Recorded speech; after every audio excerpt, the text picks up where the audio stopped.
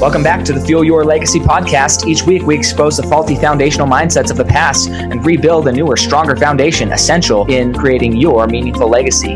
We've got a lot of work to do, so let's get started.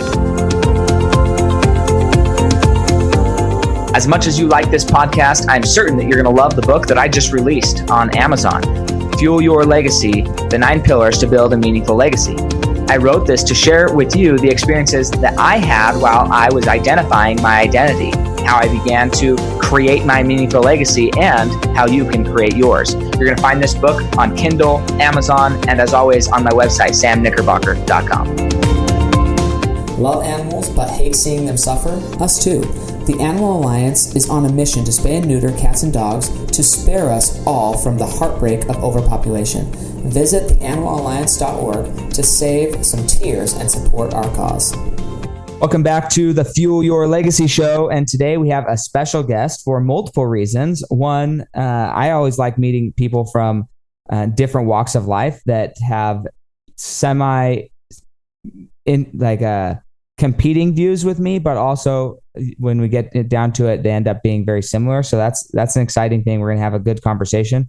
But Thomas Klein, he's actually from out east, and he's got this incredible movement called the Animal Alliance of the Americas, which we're going to get into in depth here. And then moving forward, you're going to hear a lot more about this. When I first talked to him about it, I was like, yeah, I'm not really an animal person, so I don't know how that's going to play into to the future projects we're going to work on together. And he said, hey, that's fine. Actually, we're here to help people just like you make sure that we're not overpopulating animals. And I was like, hey, okay, I can get behind a message like that.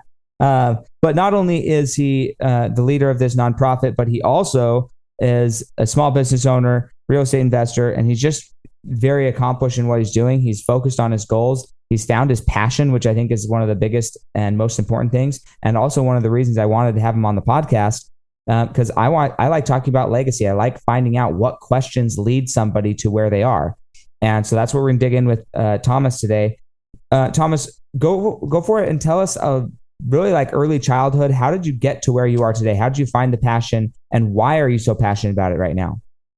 Yeah, well, thank you for the introduction. I'll do my best to sum up, I guess, a life experience in just a few minutes. Started growing up in Long Island, New York. I guess I identify as a Yankee. Just due to city life, my parents wanted to kind of break free. They moved to a small town, Asheville, North Carolina. I guess at the time was small, and now it's gone quite popular. Western North Carolina and the Blue Ridge Mountains, kind of on the border of Tennessee. So just had a normal upbringing, elementary, middle, high school, went to college in, I guess, the largest city in the Carolinas, in Charlotte. Came back, started doing some landscaping work, and then just took the opportunity to travel around, see the world, and I don't know, find what my passion was. I do feel when people are lost, they have to go back to when they were a child, when they had like more innocent thoughts, what was important to them, what drove them, what could be the path to like find your purpose. Going back to when we moved to the Carolinas, my mom started connecting with people who are animal lovers. My parents have always had dogs, had cats, just enjoyed animals. Due to being in the South, again, this isn't much of a problem in the North. The South has been busing animals up to North just because there's too many. And if you go further south, again, more in the more rural parts, if animals aren't adopted quickly, the shelters are overrun, they just euthanize animals within days. My mom became friends with someone through work who was taking in animals from a local high kill shelter in Tennessee, that if it was a mama dog, puppies, no matter a purebred dog, didn't matter. They had 3 days to be adopted or they'd be put down no matter. So since I could remember, my family had been taking in puppies, mama dogs. It ended up being hundreds of animals. My entire childhood was puppies in the bathroom, puppies in the kitchen, dogs all over the place. And at the time, it was like, why do we have so many damn dogs? Why can't we have a normal house? We had just a small little single family home. Why are there so many animals here? And at the time, my parents instilled on, if we did not take these animals in, they would be dead. And I thought, I get it, but I don't want to have animals like in my room. And if they're sick, then they can't be in the kitchen. It was just a messy household. But as I started to kind of like grow older, mature, get some distance from the situation, it clicked that, oh, wow, if we had not done that over the years, all of these animals would have been put down, and the impact those animals had on people's lives to just be a part of the family would have never happened. And all we had to do is inconvenience ourselves for a couple of weeks to give them an opportunity to get adopted, to be bused up to New York, up to the north, to find their forever family. So as a child, I always thought when I had the ability to make something happen, I would. Grew up on free and reduced lunch most of my life. Kind of bootstrapped it going to college, still dealing with the student loan debt. But again, it'll be paid off one day. But that's where after school, doing a little business, came back to work with my father's landscaping company. I guess company, it was him and a guy, and every season it was a new guy because seasonal work, kind of keep people busy through the winter. I guess I didn't realize most small business owners don't really know how to run a business. They just operate, they go to work after dinner, they do the invoices on a piece of paper, they try to do taxes themselves, don't have a website, don't have any kind of branding. I thought, well, if you move to a new city and you need to find a company and do something, what do? You go on Google, you go on Yelp, you have to have a presence in any capacity. My father had none. So I thought, oh, this is easy. I'll just create a website, do simple things. And then he was out doing that. And while he was out in the field, I was answering the phone and doing emails. He thought, well, that was great. I can focus on work while you just work in the office. And I just had some downtime, went on a trip, came back, was going to go sell life insurance in Charleston. I was going to go live at the beach. And I thought, wait, there's an opportunity here because my father has the talent. I can just work for myself. I can wake up, walk 10 steps down to the office and be my own boss. I thought, well, I'm not going to pass this up. So within about 2.5 years, we tripled anything my father had ever done decades past, just for having a presence. I handled the office, he handled the work. We just kind of segmented how the business should run. That then parlayed into, we got into real estate. We had flipped 5 properties. We kind of do a couple a quarter or a couple a year. And then it just led into, we have some rentals, properties, businesses going well. Life was just fine, but something was wrong because I don't like landscaping very much, and real estate was cool, but it's very stressful. I thought, what do I need to do? And it was like, oh yeah, when I was a kid, this is what I wanted to do. I always needed to just have like a pathway to funding to make this happen. I need to start saving some animals. So that's how, years later, the Animal Alliance was created. I love it. So with I've got tons of questions here, but let's go back to let's dig into the Animal Alliance in its current state. So, well, I guess kind of playing off the previous state. So your mom was the one who was your mom and your dad, both of them were fully on board with bringing all these animals into the house, or was it primarily your mom and your dad put up with it just like you did? Option number 2. My mom is a massive animal lover, really adopts the kind of vegetarian culture, no harm to animals. And my dad just keep the wife happy, just went along with it. But as you see the impact happening, they were both on board, but my mom led the charge for sure. Sure. So you mentioned like hundreds of animals. How long were the majority of the animals in your house or like in your vicinity, maybe outside, whatever? Like how long were you guys caring for these animals before they were either adopted or shipped out or anything like that? So how it would work, we couldn't adopt a dog out until, I guess, because we mostly had mama dogs and puppies. If the dog came in at 2 weeks, we couldn't adopt the puppy out until it hit 8 weeks to get the vaccinations, everything taken care of.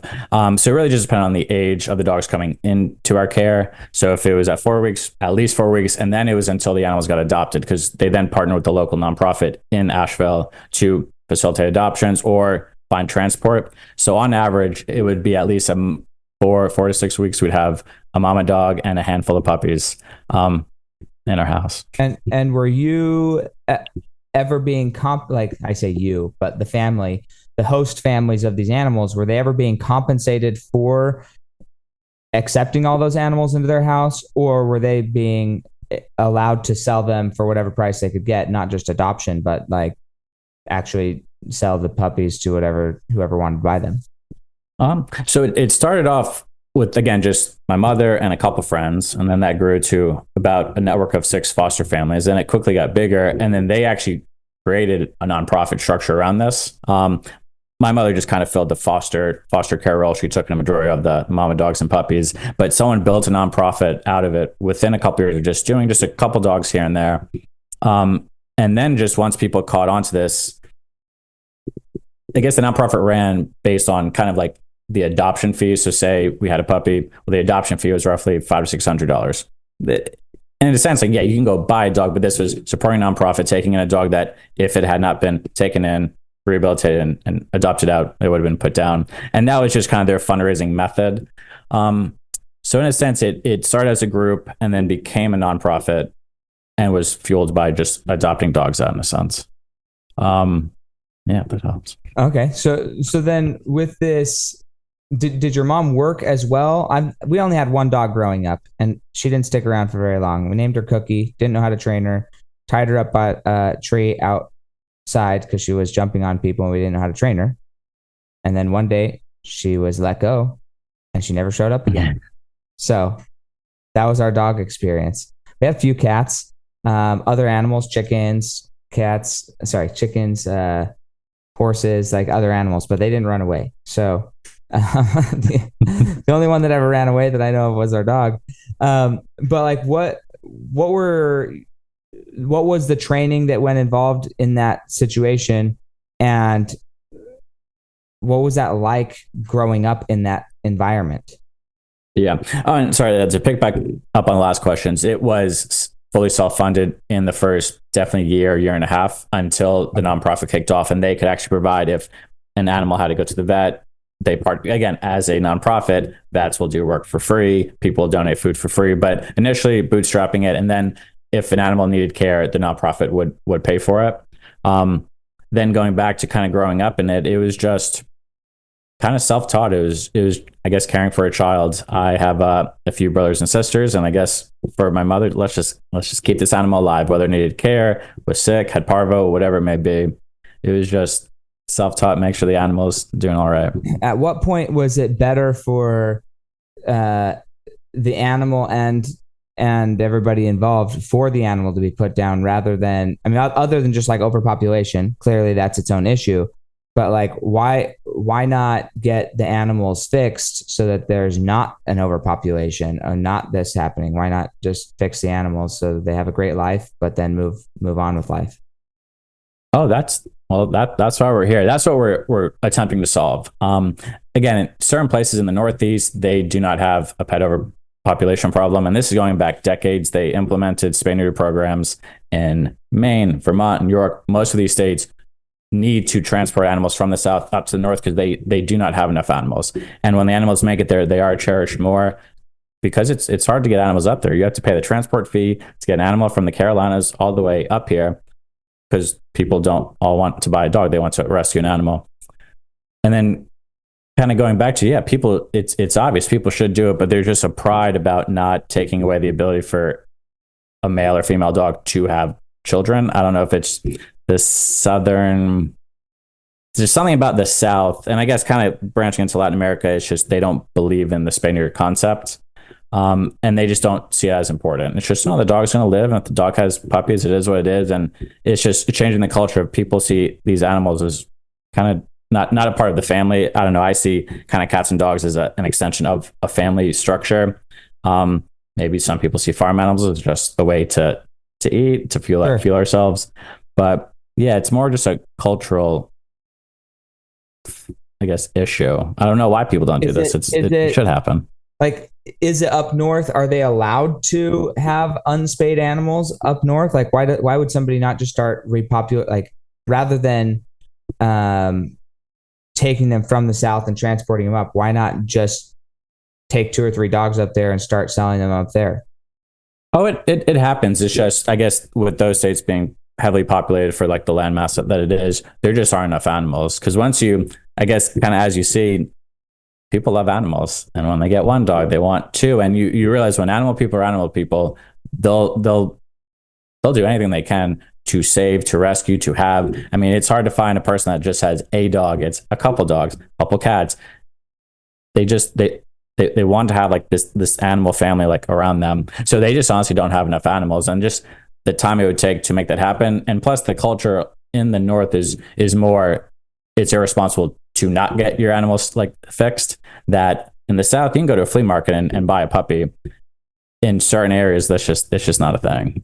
So Okay, whether so it's outlawed or whatever, just the cultures are different between the so North even and the if South. you're taking these animals from the South and moving them north, a lot of them in that process are going to end up getting spayed. And so then it's like the only way to increase the population in the north would be to have that transport.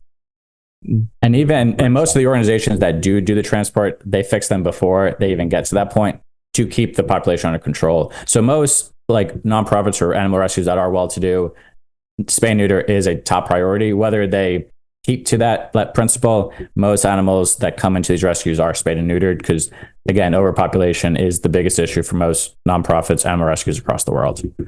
Okay. What's interesting is I'm more familiar, or I shouldn't even say familiar. I don't even know if that's the right word. I've heard of more often, or at least what my mind thinks of when I think of an animal rescue. I don't think of what you're describing. I think much more of animals that have been mistreated by their owners, who have been taken, like removed from their owners, almost like CPS or something went in and said, hey, you're now being cruel to this animal. We need to rescue this animal from something else. I don't think of, hey, we saw this dog on the street that had babies, so now we're going to go and like snatch up this dog and try and make it a domicile animal rather than just like, hey, let it grow out there. But I understand that the issue is then the overpopulation. Then you have dogs running around everywhere all the time, cats everywhere all the time. And that could become a nuisance to society, especially if they're not trained and they're dangerous and they're just going to bite whoever they want. And, So it's, and that's, again, the funny thing with kind of we're an international organization, at least attempting to be. If you go further south, Mexico, Nicaragua, kind of just keep going down, the animal overpopulation problem isn't controlled. They don't have the rescue. They don't have the shelters that we'll be walking. You'll see just packs of dogs, puppies on the street. And at least they're alive. At least they're there. They're present. You don't see that as much in the States because they'll scoop them up and they'll put them down. So it's a different problem in different ways. You think there's too many adorable pets in need of homes? Well, we agree. The Animal Alliance wants to reduce the overpopulation out of pure bleeding heart compassion. Check out the animalalliance.org to help us spay and neuter those little heartbreakers. Do dogs in that sense, or dogs and cats, do they contribute to the animal life? I shouldn't say even the animal life, like the circle of life, like Lion King, right? Do they contribute to the circle of life? Like, we don't think of very often, we don't think of ducks being overpopulated. They're kind of feral. They walk around. They have lots of whatever. They poop wherever. It's not convenient sometimes, but we don't think of them as being overpopulated. They're like these transient things that just kind of come and go. In Utah, we have tons of seagulls. I don't know that we've ever thought of seagulls as being overpopulated. Are they annoying? A little bit, but whatever, you just kind of get past it. So what is it about like certain types of animals that we start to think, oh, there's an overpopulation? Why have we decided that certain animals need to be population controlled and others don't? That's a great question. I guess it really just kind of depends on the person. To me, I feel the death of an innocent being, again, I more take that too, and I could be very much wrong, that a dog and a cat, kind of what we regard as pets, should be treated differently, should be adopted more as an extension of the family. I see chickens and cows and X, Y, and Z as a means to eat, to cultivate life in a different capacity. And again, that's for me. For other people, they could see it as a dog is like a duck. I don't know. It just depends on person to person. Well, it's just fascinating. It's something I did when I was in college in neuropsychology. One of the questions that I actually ultimately wrote my thesis on in college was, what is the best therapy animal? What is the best animal for therapy? Because if you're raised somewhere where there's not dogs or cats, or at least they're not the most prevalent animal out there, and you're more used to being around different types of animals, say in Southern Africa, there's different types of animals that are there that would be more likely you'd have more experiences with them. So it's like, are there different types of therapy animals, and would you get more comfort from an animal based on the animal's biology, or do you get more comfort based on an animal that you know better. So like, are you more chilled out by having a bearded dragon on your chest and just like, this bearded dragon, it sits there, I sit here, and it calms me down? Or are you going to be more calm with a dog? Even if you don't like dogs, are you going to be more calm with a dog? Like, is a dog a better therapy animal, even if you don't like dogs? Is a cat a better therapy animal, even if you don't like cats? And the research was horses are the best therapy animals because their heart creates the most of the hormone that regulates humans' hormones. Like, it's a more dominant energy force. So horses are impractical to have in your house as therapy animals. So, but I do find that fascinating. Like, if you were raised in a different culture where they ate dogs, would we feel the same need to save all these animals? Or would we just say, hey, they're just another animal that we're going to use in our society? Yeah, no, I mean, again, it's great insight, great questions. I guess as you're saying this, it kind of makes me think I was more conditioned to have more affection and care for dogs and cats, because since it really started kicking off outside of our family animals. Since I was 6, 7, these puppies started coming into my life. And from elementary school up through high school, we had taken in over 700 animals. So I was just conditioned to have affection and care for dogs and cats. That matters to me. You go to certain countries, they might not value in that capacity. You bring up horses, and so I'm a part Sicilian, Italian, Sicilian, but going back to visit family, certain places, there's a horse butcher. So you can go eat horse if you'd like, just go to Sicily. Yeah. So it just depends on, I think, more your upbringing, as you're saying it, that I was conditioned to have more care and affection for dogs. That's why I'm very driven for that. For other people, other cultures, it could be different animals due to the upbringing, I guess I'd suppose. Sure. Yeah, no, it's a lot of research and just interesting thing. So how does the Animal Alliance of America, your nonprofit, differentiate from the one that you kind of grew up with, helping you have all those 700 animals? So what I guess I've started to notice, and this is in different states, different countries, all animal rescues, nonprofits, whatever you want to call them, it's all kind of the same. It's all run by a group of individuals with a care and a deep care for saving animals. It starts off in that capacity, being bootstrapped. Even if they gain some prominence, they're in a constant cycle of, we need more money, we need more help, we need more X, Y, and Z. And again, this goes just across the board. And then it comes down to, they have a sole mission to do X, Y, and Z. But then someone brings in a dog that just got hit by a car. Well, we have to address this need. And then someone brings in a cat that just had 7 kittens. Well, we have to address that. We have to do something. We can't have them be put down. That the core mission of what people are doing, it gets too frazzled and disfocused because there's constant stresses coming in every day. A normal rescue in most cities, they have animals coming through the door every single day. You can have a plan, and then an emergency comes through the door. You drop everything, you address this.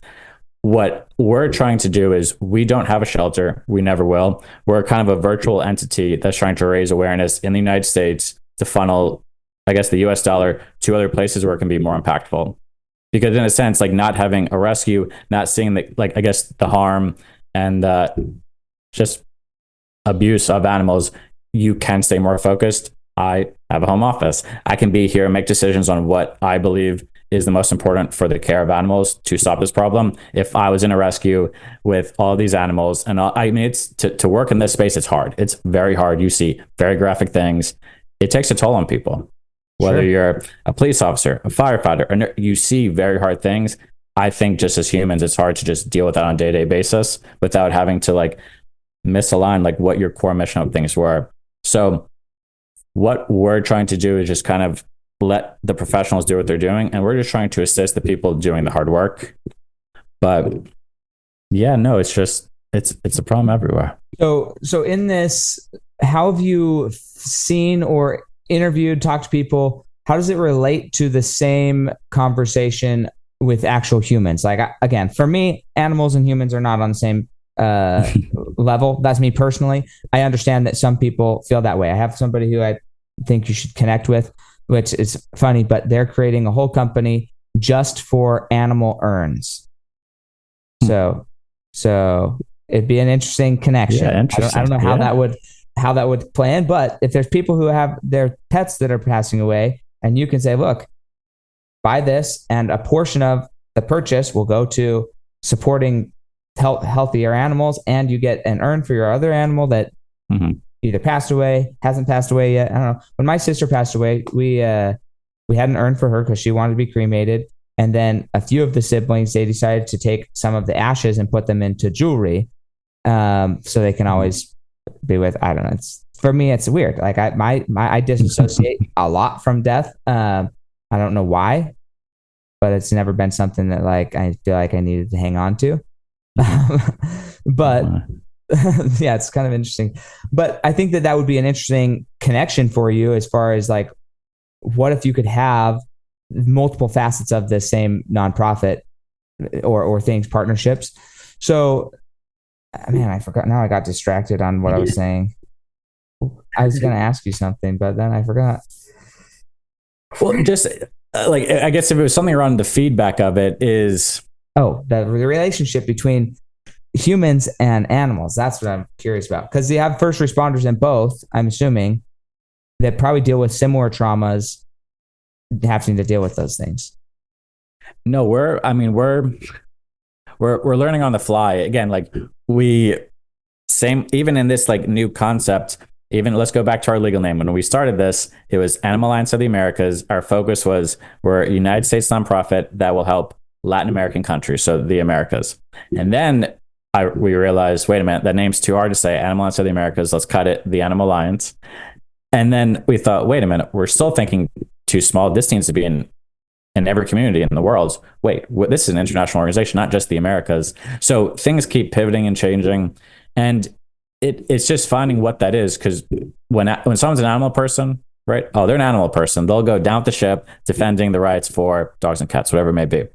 But then there's also a lot of people, again, whether different communities, cultures, well, a dog on the street is just like a nuisance, just like a bug. It's like, I'm not going to do anything for that. Well, then now the pitch could be, all right, awesome. I'm trying to have less animals populate the earth, so you don't even have to worry about this. Because something has to be done to where, thousands of animals are put down every single day just because there's too many. There aren't enough resources. So let's fix it. For the people who don't like animals and the people that do, we're all just trying to value the life of creatures, however that may be. So we're learning on the fly in a sense, because we had a set goal and it's already pivoted 5 different times, and who knows where it's going to go. But the main focus is to stop overpopulation of cats and dogs. Well, so let me ask you that. Is the main focus to stop the overpopulation, or is the main focus to increase the care of the increasing population? Like when you say the main focus is to stop the overpopulation, I feel like a fairly direct, like this is where you get into the use the word eugenics, which I don't know. Yeah. I don't know if that only applies to humans or not, but I don't feel like it should. It's a word of like controlling populations. So that's where you get into like, okay, there's people who are concerned about overpopulation of lots of creatures, we'll call them, humans involved as well. So you get into these blurring of lines of like, okay, well, the simple solution would be to sterilize large populations of animals. That would be the simple solution, and that would cut back in a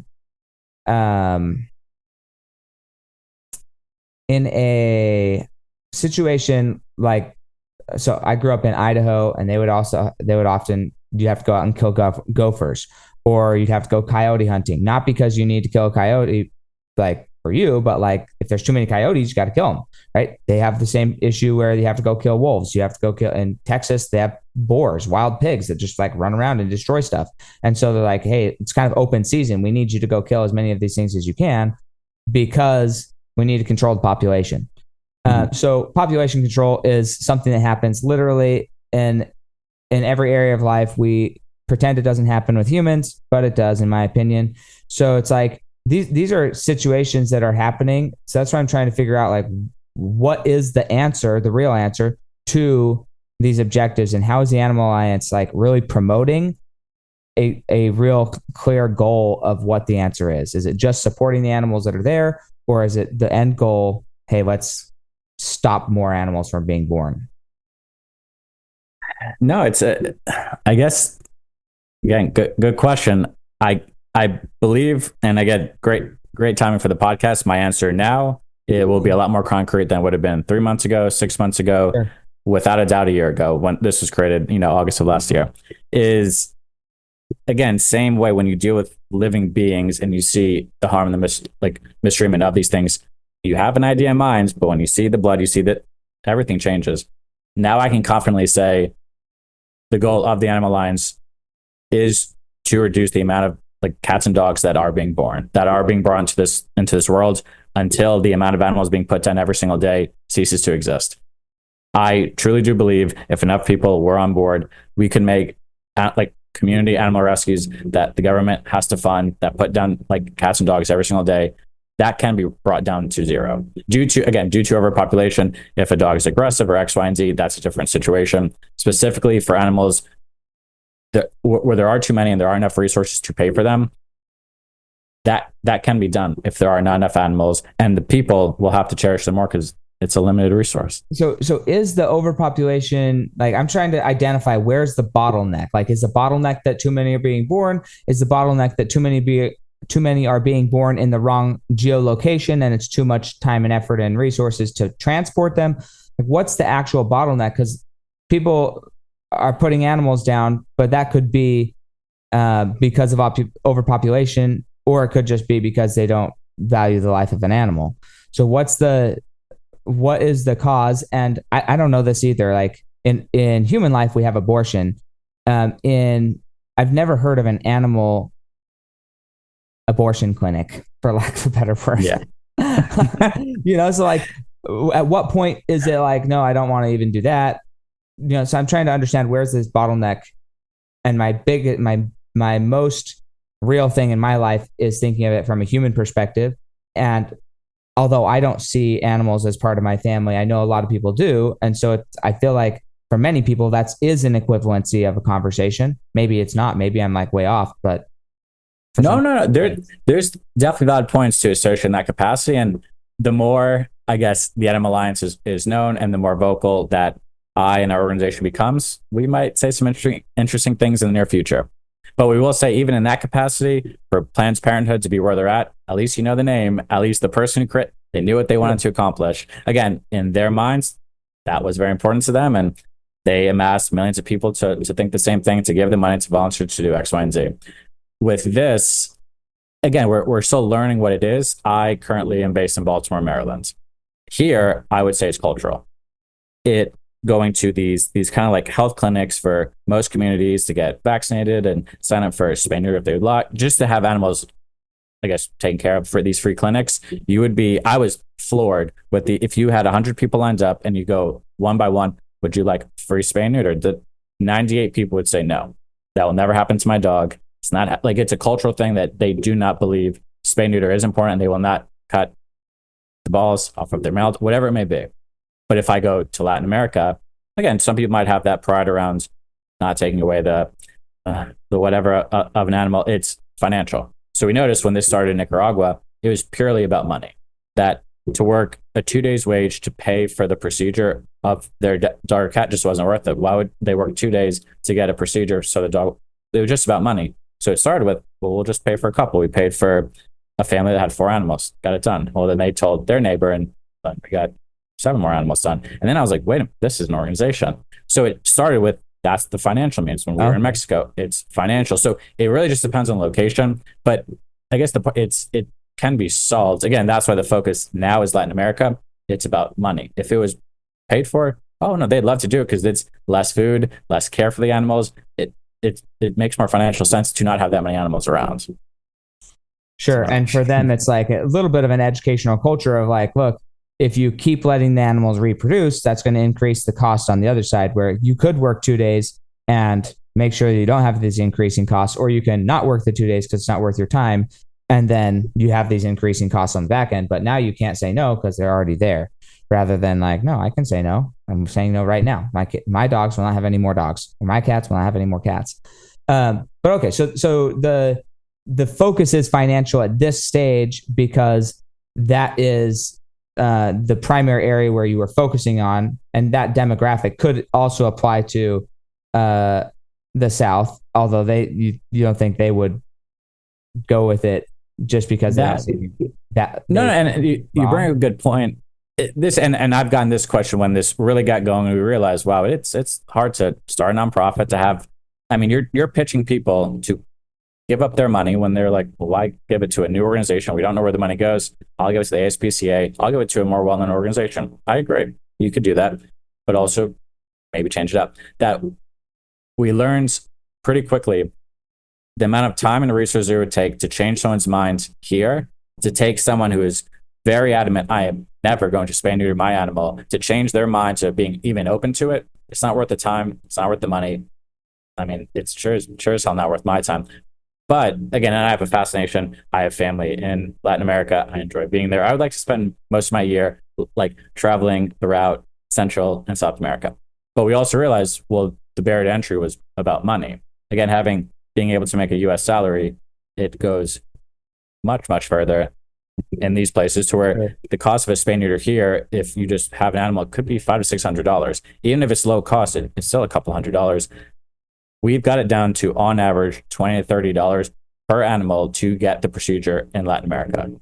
Well, it's just about our value on your money. Now, yes, it's not in your community, but if you go travel these places, I mean, the amount of animals on the streets, it's unbelievable. So that is it's easier to get done because it's just about the money. So what are you doing to bring the globalization nature of it into a more presence of mind, right? So for instance, we hear wars in America. We hear of all these wars. I live in Arizona and I hear, oh, there's so much immigration and all these people are coming over the border and there's these crazies. And maybe there are. I'm not saying there are or they're not. I mean, on TV, I see people coming over. But in my community, I don't see an overabundance of people coming across the border. Maybe it's because of my community. I don't see an overabundance of fentanyl or drugs or whatever being used. I don't see the only thing that I've okay, it's impacting me on this level. And the only area is that in Arizona, it's not by law required to carry car insurance. And so there's a lot of uninsured drivers. And when those accidents happen, the people who are insured, their insurance ends up having to pay for the uninsured motorist. And so then my insurance costs on my car insurance are higher than in another state. So that's like the one area I'm like, okay, it's impacting me. How much is it impacting me? I don't know. I do know probably maybe $120 a month is roughly what that impacts me. But other than that, it's like, it doesn't make my life more inconvenient. Our streets are still clean. Even when I go downtown Phoenix, it doesn't seem disruptive. Like, it's not like there's a disruptive amount of people out on the street homeless. It's probably normal for any big city, which is like, it's unfortunate. And I donate food and I can do what I can. But even though I live in a city that the nation would say, oh, it's being overrun, I don't experience it. And I live here. Mm-hmm. So what I'm trying to understand is like, how are you helping the people who do fund your these processes? How do we bring them to closer to the process so they feel like they're actually accomplishing something by donating? No, that's what I guess I'm trying to figure out. How this was really created was, we thought this would be a much simpler process. We thought, like, become a legitimate 501c3, help animals. Once people know you're helping animals, it's a wrap. Fast forward 12 months. If it was not for like the business contributing personally and myself, this wouldn't exist. Getting people to give when it doesn't affect them in the absolute immediate, especially not overseas, have fun getting money. So that's where I don't know. I think part 2 of this conversation will be, maybe don't have a nonprofit. Again, thought it would be much different. And that is actually a concept of, maybe we should just become a charitable giving organization, just do business in whatever capacity that just gives back to this mission. Because I don't know, because these successful animal rescuers, they do very well for themselves. It's all public information. You can find out. But for a new nonprofit, it's incredibly hard to get people to just care if it doesn't directly affect them on the day-to-day. So that is something we're trying to figure out. But as we've evolved, is not being set on exactly what we're trying to accomplish, kind of being more milquetoast, playing to the field of, oh yeah, we want to help this, and that it hasn't worked. So I guess it's being very focused, is saying, I'm specifically trying to reduce the amount of animals being born, and that will land with certain people who radically believe in that. And people who don't, well, give me money. So I don't know. Right. Well, and this is like something that happens in other areas. So I was at a conference recently, and I think it's called Life Water. Anyways, I forget the name of the. I don't have it with me right now, but anyways, he goes and builds wells all over the world, right? And if you can get on a subscription where it's a subscription model, you can donate to this charity basically on a subscription model. You can donate like $10 a month or $40 a month or $50 a month, or you can buy an entire well if you want for $10,000 a month. And then not only when you do that, you get a weekly report of, I guess weekly or monthly report of where that well, where did your money get directed to?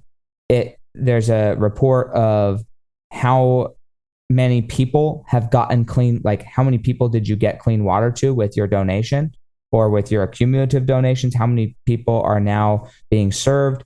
How many people, and that's a growing number because every day, you have more people use that clean water. So there's this whole process. They also laid out, like they took and said, hey, this is all of the different tools, motorcycles, cars, everything that is required for us to get a well drilled out in the middle of wherever we're drilling it. So if you go buy a well in China, then you're going to have different resources than if you're in Africa. If you want to build a water salinization plant in Detroit, then that's going to be something different than somewhere else, right? So they built this out so that when you're donating, you're getting like a full report and you feel closer to the process. You feel like you were actually part of the process. You get to see the faces of the people whose lives were changed. You get to see that. You get to hear their story. And so I'm just wondering how much of that are you able to do, especially in these third world countries or the Latin American countries, where you're able to say, look, these are the dogs that we served. This is the picture of them. This is after the process. This was maybe not during the process. I don't want to see that, but before, after. This is the family who's so grateful that now they have this, and maybe even to the point of showing the financial incentive, the financial benefit. Like, yeah, you helped this one family not have an extra 12 dogs, because on average, every dog who's not spayed and neutered has X amount of children, X amount of dogs over a 20-year period. Well, by virtue of us getting this one procedure done that costs $20 or $30, whatever, we've now eliminated X amount of future costs from this family's life. And if they were to invest that at whatever, now we've just added this much money to this family's future because of the $20 you donated here. We just added X amount to their future. I don't know. I'm just brainstorming, like, what are ways to actually make this real so that somebody feels like they're actually adding real value, not just to the animals, but to somebody else. Like, if I know that me helping an animal as a non-animal person, if I know that me neutering an animal is going to add an extra $50 to somebody's monthly bill or pocket, I probably neuter that animal tomorrow. I'll pay the $50 so that you save $50 every month for the rest of your life. Like, that's a good deal for me. Like, that's a win. That's a financial win. Can't handle the sight of homeless pets? The Animal Alliance is working to spay and neuter them so that fewer are born into a life of pity.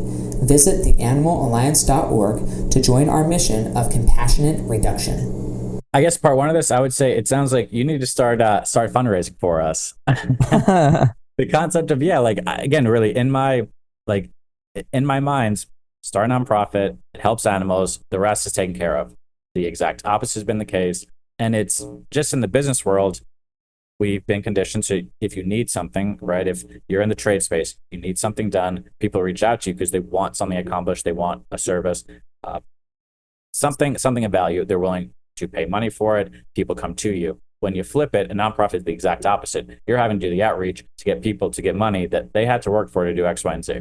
So around that, in the last, we'll call it 6 months, whether it was Nicaragua, spending months in Mexico, going to El Salvador next month, I've been compiling photos of animals we've sponsored. We've actually paid for the procedures. In Nicaragua, we're at over 90 animals. In Mexico, we're at over 40 of things we've actually done. We have all the photos. I have I have hours of video content, all these things, but if no one sees it, did it happen? I know it happens. I had the experience seeing it, but if no one else knows it's happening, they don't have, like, I can't share the story. It doesn't matter.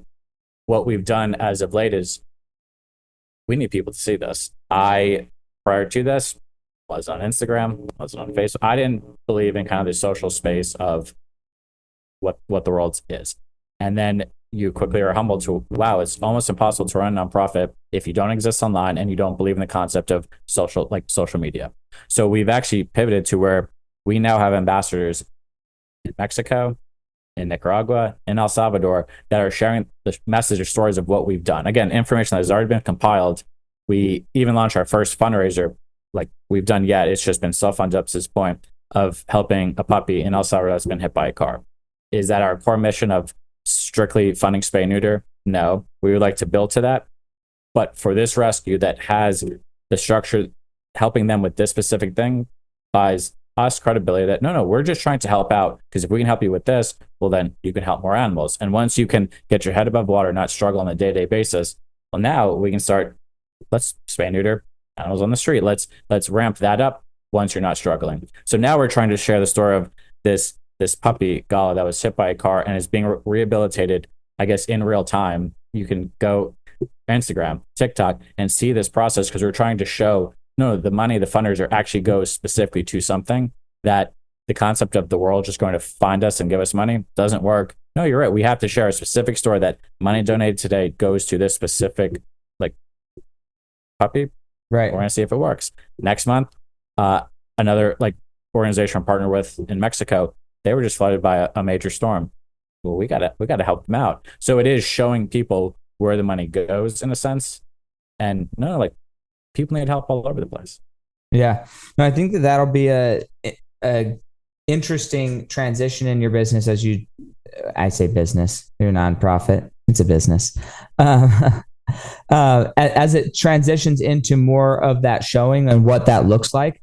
Because honestly, guys, even if you go to the website, like I pulled up the website and I was like, wow, this is not only just a well-made website, it looks great. The pictures are crisp, which getting good pictures is a big, and I know it seems like a simple thing.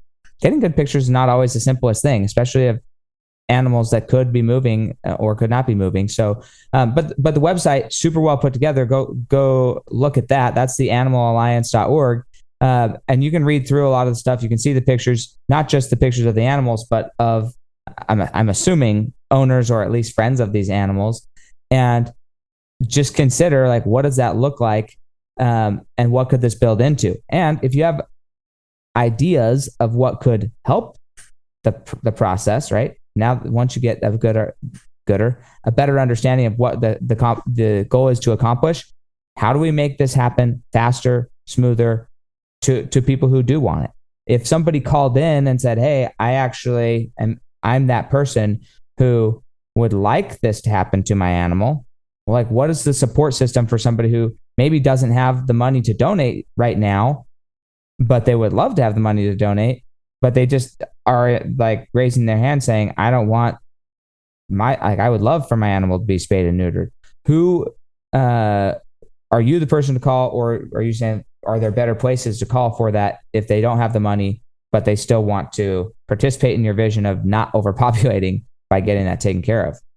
Oh, no. Oh, so we would fill the role of connecting people to provide financial support to legitimate organizations abroad. That is our concept at this moment. For people that do want to get their animals spayed and neutered, again, it is very important for the health of animals that are not born yet, the health of the animal in the present moment, whatever it may be. If you just type in spay and neuter services in your area, there is funded programs, a lot of it's offered. People need to seek it out.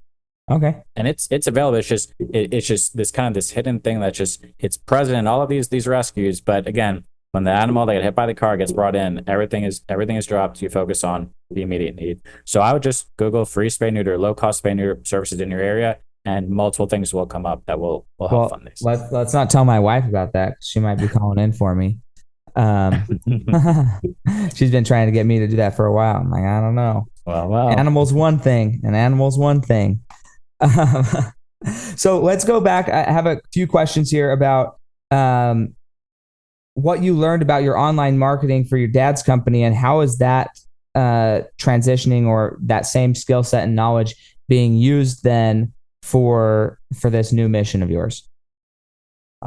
Yeah, so this is where I think, again, as we've evolved in life, we need to do the things that would work for us. So if you, again, as Asheville started to grow and people need landscaping services, what's the number one thing you would do? If if your neighbor didn't have a contract that they would recommend, and they're like, they're great, they're available next week, you would go to Google, at least at this time, you go on Google, landscapers near me, landscaping near me. If you're not present, you're not getting a call. Right. At the time we did this, there was no presence. When we first got the website loaded, we were on the middle of the 5th page, because it takes time to get the SEO working, indexing. So we just made it to where if someone new was coming to town, or someone that was there, they just needed someone to do anything, well, how would they do it? Well, they'd go to Google, they'd search it. At the time, you'd go on Facebook. Are people saying nice things about it? We have a very strong review and testimonial network, because people want to see, okay, you're a stranger to me.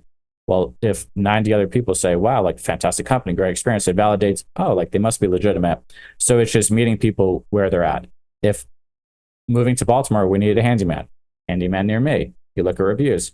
It was very simple. At least in that concept, Google saved everything. Have a nice website, rank high on Google. Done. Right. The nonprofit, way different concepts. Again, we're building out other ways for most tradespeople. They're focused on the work. They don't care about like how the business comes. Again, if you do good work, you'll get recommended, but you could be taken to the next level if you answer the phone, you answer an email, and you're even moderately professional. At least in the South, it's a massive problem that if you even get anyone to try to do work, have fun getting them to actually show up. So that is just meet the people where they're at. How do people do things? Why do we go to Starbucks? Because they're on every corner. It's not good coffee, but you go because it's right there. So you just got to get more there. Did you, when you were working with your dad's company, did you ever do paid advertising, or was it all just SEO and just working the system to get to that point? Or did you ever do paid advertising? So so your name is showing up next to people who are most likely, or maybe they've already donated to another firm. Another idea as well. This is something that I feel like Facebook came out and did this a while back, but it just didn't. I don't know if it didn't, or I don't see it happen as often, where you donate your birthday, or you donate something to a cause, to a nonprofit.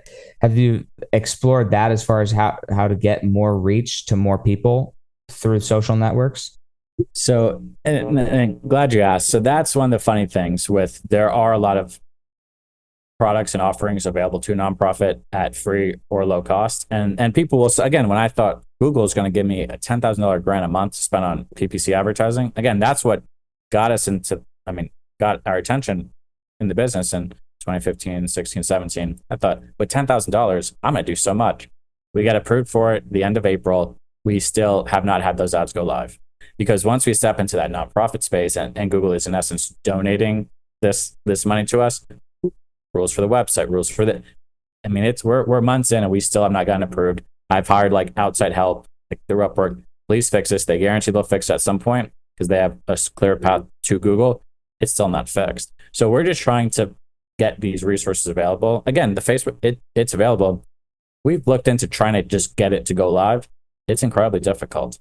These things are available, but as a new organization, I'm not sure why. Just legitimizing we're an actual 501c3 organization, new, just the barrier to entry to not be looked at as a scam, as just this organization that's just funneling money it's a massive hurdle. Because again, why give to me? Give to best friends, give to anyone else, and even in the online space, it's been a much bigger hurdle than we thought.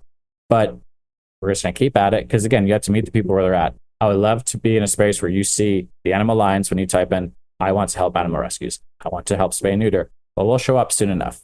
Might take another month, too, but it's but it's on its way. So no, that's really good to know, and just to think about what is, from what you already knew, how are you applying it? Because they say that sometimes you see these people who become millionaires overnight, And I'm not saying that's your objective, but like a level of success of like something just blew up, right? And then, oh, it just came out of nowhere.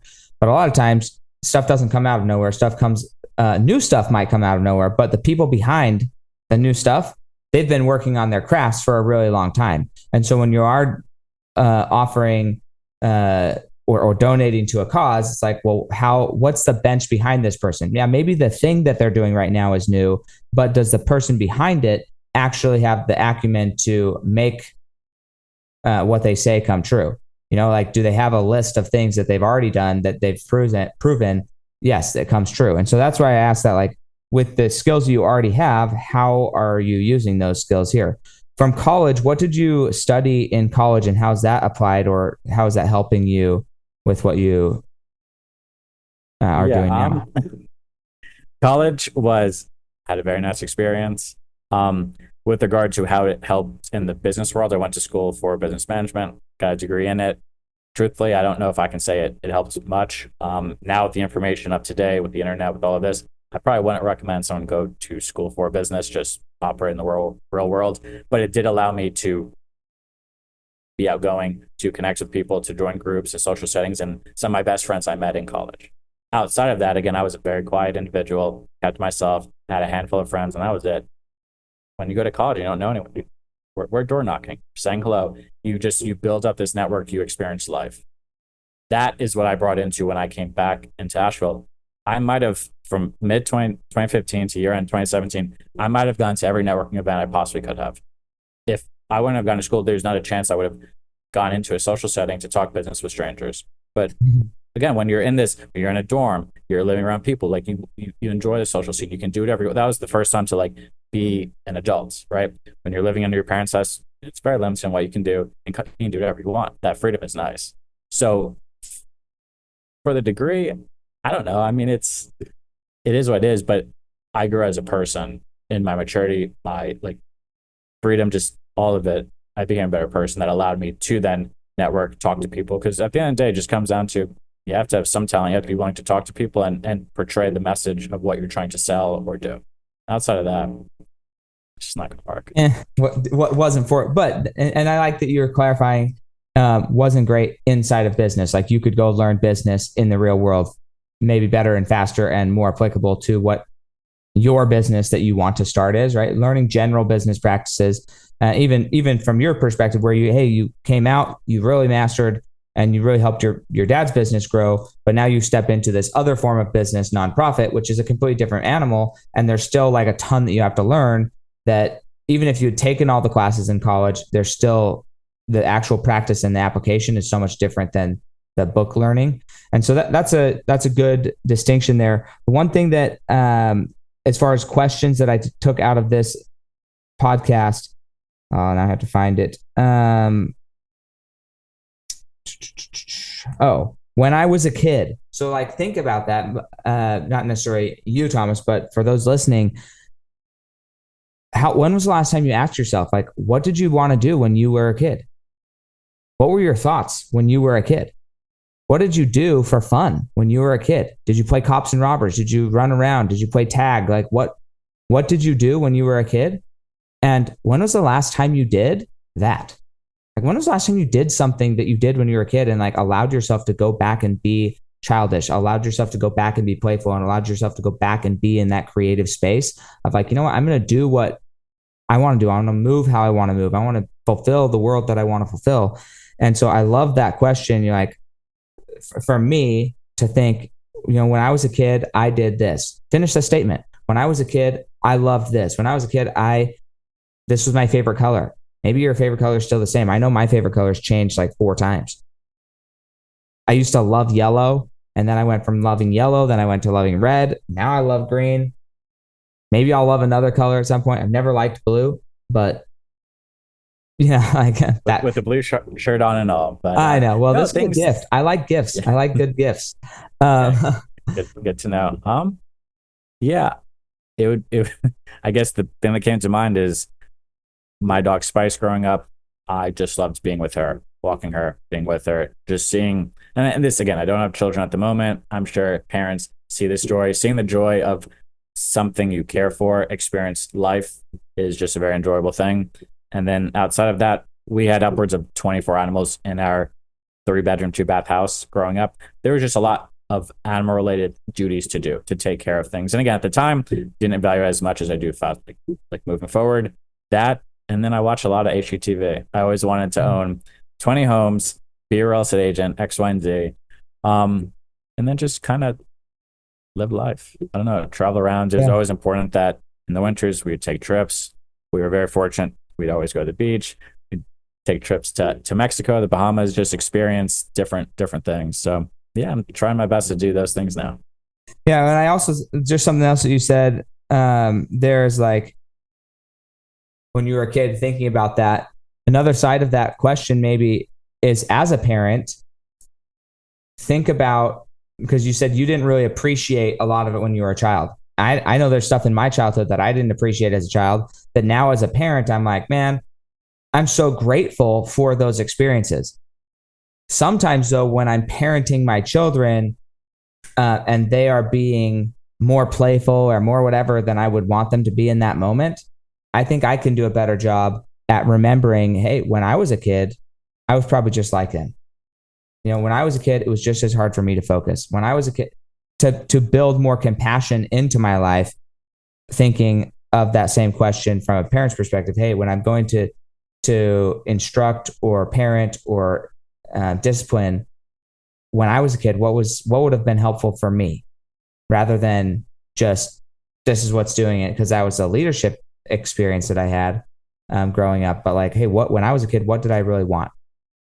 What was I needing? And then try and offer that to my children in a way that I didn't have it, while still maintaining boundaries. So anyways, those are great questions. I really appreciate that. Again, if you guys didn't already, go look it up, theanimalalliance.org. The link will be in the show notes here. Just check out his website. If you feel so inclined, read through some of the material there and then donate. There's a big, beautiful lime-ish, baby lime. I don't know what to call that. I like the color though. It's like it lands. It's a very soothing color. Button. Just click on it and then see where your heart takes you. But if you want to help families, if you want to help people, then I think this is a worthy endeavor. And that's one of the things that I am excited about our future partnership is, you know, how can we help people better understand the situation? How can we help them see the benefit of it? And I'm all about for less animals, not because the truth is I don't hate animals. The truth is, when I was very young, I got bit on the face by a dog. And so they're not my favorite animals because I don't like getting bit and I have childhood trauma. So no, that's legitimate. That's the truth. I don't hate animals. I would never want pain or suffering to come to an animal. And I think if we can help more people protect their animals from future pain and suffering, or eliminate the future pain and suffering of animals that aren't here yet, then that's a win for everybody in society. And then maybe this builds something where we're able to help you get your own animal, if you want one, transport it to your house, drop off like a stork with a big red bow. King Charles Spaniel, if you rescue one of those, neutered would be good. I don't need any extra ones, but no, like I said, it's just whether it's this endeavor, business, you have a plan, life happens, things course correct. So we'll see where it ends up. But yeah, no, it's been a process. Fantastic. Well, is there anything else you'd like to say before we sign off here today? No, I wanted to thank you for giving me this opportunity. I'm very much a podcast newbie. I would like to seek more opportunities like that. So for you to give me a platform in any capacity, with me having no pitch deck, kind of nothing to offer you outside of just words that come out of my mouth, and whether it's jumbled or whether I don't know what I'm saying, I just appreciate the opportunity that you've given me. So I just want to say thank you. Thank you. You did a great job if there was a job to be done, but I just love interviewing people and having fascinating conversations. And this certainly was one for me. And I think that other people are going to really like it as well. And then that's the cool part, is we get to go and actually make a difference for both people and their animals, or animals and their people. I don't know which way you want to say it, but whichever one works for the person listening. But awesome. Yeah, no, just check us out and see what people think. Okay. Hey, we'll catch you guys next time on the Fuel Your Legacy show. Ever wish there was fewer stray pets to break your little heart? So do we. At the Animal Alliance, we're dedicated to spaying and neutering to reduce pet overpopulation. Visit theanimalalliance.org and save yourself from a broken heart. Thanks for joining us. If what you heard today resonates with you, please like, comment, and share on social media. Tag me, and if you do give me a shout out, I'll give you a shout out on the next episode. Thanks to all of those who've left a review. It helps spread the message of what it takes to build a legacy that lasts. And we'll catch you next time on Fuel Your Legacy.